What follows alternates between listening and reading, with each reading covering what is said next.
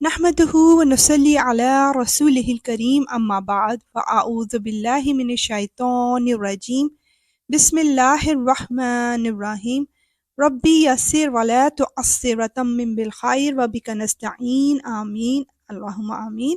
السلام علیکم ورحمۃ اللہ وبرکاتہ۔ اللہ سبحانہ و تعالی ہم سب کو دین، دنیا اور آخرت کی بے شمار بھلائیاں عطا فرمائے، آمین۔ تو آئیے نبی پاک صلی اللہ علیہ وآلہ وسلم کی طرح قرآن پاک پڑھتے ہوئے اپنی دعائیں اللہ کے حضور پیش کرتے ہیں انشاءاللہ۔ سورہ عمران کی آیت 185 میں جانیں گے کہ اصل کامیابی کیا ہے۔ ہر جاندار کو موت کا مزہ چکھنا ہے اور تم سب کو تمہارے اعمال کے پورے بدلے قیامت ہی کے دن ملیں گے۔ پھر جس کسی کو دوزخ سے دور ہٹا لیا گیا اور جنت میں داخل کر دیا گیا وہ صحیح معنی میں کامیاب ہو گیا۔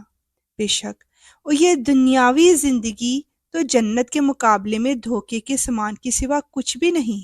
بے شک یا رب العالمین اصل کامیابی تو جہنم سے نجات ہے۔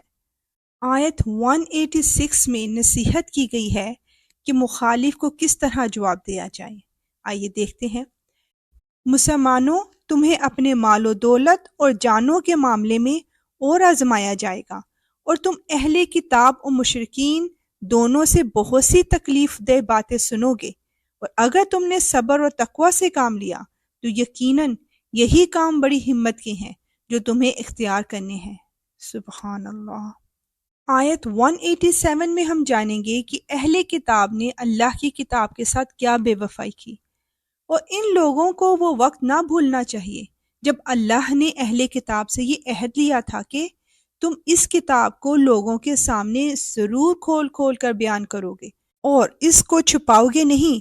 پھر انہوں نے اس عہد کو پس پش ڈال دیا اور اس کے بدلے تھوڑی سی قیمت حاصل کر لی۔ اس طرح کتنی بری ہے وہ چیز جو یہ مول لے رہے ہیں۔ بے شک یا رب العالمین۔ آیت 188 to 189 میں ہم دیکھیں گے کہ تعریف کی خواہش انسان کو کس طرح عذاب سے دوچار کر دیتی ہے۔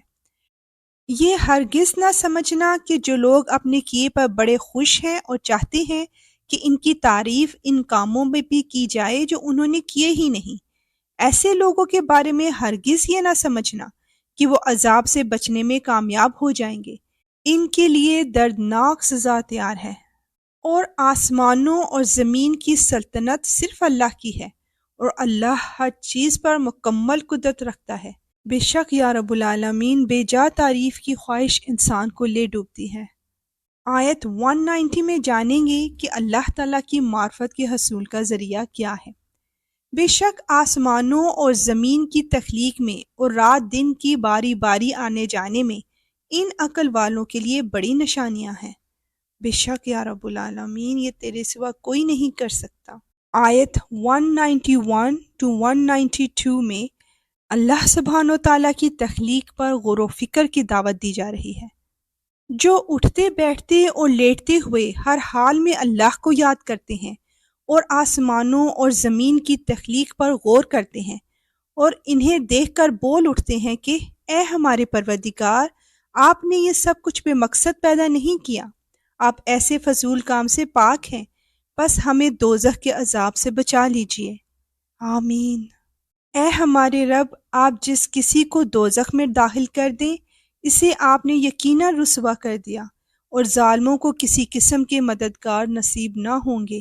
بے شک آئیے مل کر تکمیل ایمان کی دعائیں کر لیں جو کہ آیت 193 to 194 میں بیان کی گئی ہیں۔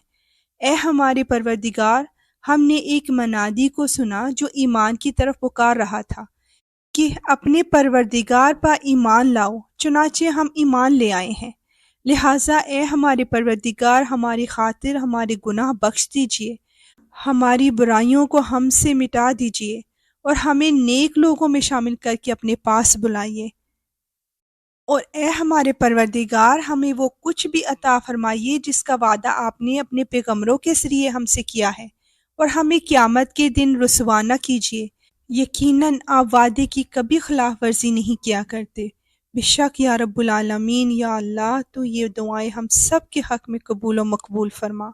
سورہ عمران کی آخری کچھ آیات باقی رہ گئی ہیں اور میں چاہ رہی ہوں کہ اس ایپیسوڈ میں سے انشاءاللہ کمپلیٹ کر لیتے ہیں۔ تو آئیے دیکھتے ہیں کہ ان دعاؤں کے جواب میں اللہ سبحانہ و تعالیٰ نے کیا فرمایا۔ چنانچہ ان کے پروردگار نے ان کی دعا قبول کی اور کہا کہ میں تم میں سے کسی کا عمل ضائع نہیں کروں گا، خواہ وہ مرد ہو یا عورت، تم سب آپس میں ایک جیسے ہو۔ لہٰذا جن لوگوں نے ہجرت کی اور انہیں ان کے گھروں سے نکالا گیا اور میرے راستے میں تکلیفیں دی گئیں، اور جنہوں نے دین کی خاطر لڑائی لڑی اور قتل ہوئے، میں ان سب کی برائیوں کا ضرور کفارہ کر دوں گا اور انہیں ضرور بالضرور ایسے باغات میں داخل کروں گا جن کے نیچے نہریں بہتی ہوں گی۔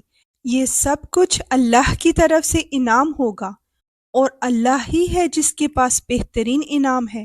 بے شک یا رب العالمین ہم تیرا دل سے شکر ادا کرتے ہیں۔ الحمدللہ۔ آیت 196 to 198 میں آگاہ کیا جا رہا ہے کہ کافروں کی سرگرمیوں کا اثر نہ لو۔ جن لوگوں نے کفر اپنا لیا ہے ان کا شہروں میں خوشحالی کے ساتھ چلنا پھرنا تمہیں ہرگز دھوکے میں نہ ڈالے۔ یہ تو تھوڑا سا مزہ ہے جو یہ اڑا رہے ہیں، پھر ان کا ٹھکانہ جہنم ہے اور وہ بدترین بچھونا ہے۔ اللہم اجرنی من النار۔ لیکن جو لوگ اپنے پروردگار سے ڈرتے ہوئے عمل کرتے ہیں ان کے لیے ایسے باغات ہیں جن کے نیچے نہریں بہتی ہیں۔ اللہ کی طرف سے میزبانی کے طور پر وہ ہمیشہ ان میں رہیں گے، اور جو کچھ اللہ کے پاس ہے وہ نیک لوگوں کے لیے کہیں بہتر ہے۔ بے شک یا رب العالمین تو ہمیں بھی ان لوگوں میں شامل فرما لے۔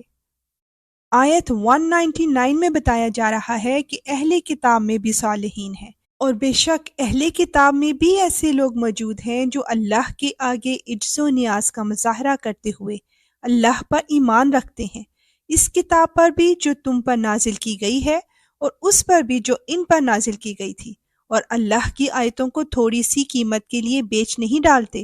یہ وہ لوگ ہیں جو اپنے پروردگار کے پاس اپنے اجر کے مستحق ہیں۔ بے شک اللہ حساب جلد چکانے والا ہے۔ سبحان اللہ۔ اور اب سورہ عمران کی آخری آیت میں آخرت میں فلاح پانے کی 4 ہدایات بیان کی گئی ہیں۔ اے ایمان والو، صبر اختیار کرو، مقابلے کے وقت ثابت قدمی دکھاؤ، اور سرحدوں کی حفاظت کے لیے جمے رہو، اور اللہ سے ڈرتے رہو تاکہ تمہیں فلاح نصیب ہو۔ سبحان اللہ۔ یا رب العالمین تو ہمیں بھی فلاح پا جانے والوں میں شامل فرما۔ اے اللہ، مانوس کر دے ہماری وحشتوں کو ہماری قبروں میں، اور قرآن کی وجہ سے ہم پر رحم فرما، اس کو ہمارے لیے نور، ہدایت اور رحمت کا ذریعہ بنا، اور جو کچھ ہم بھول جائیں ہمیں یاد کروا دینا، اور وہ کچھ ہمیں سکھا دے جو ہمیں معلوم نہیں۔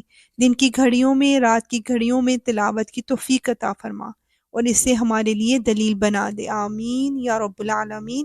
انشاءاللہ ملیں گے نیکسٹ آیات کے ساتھ اور نیکسٹ سورہ کے ساتھ۔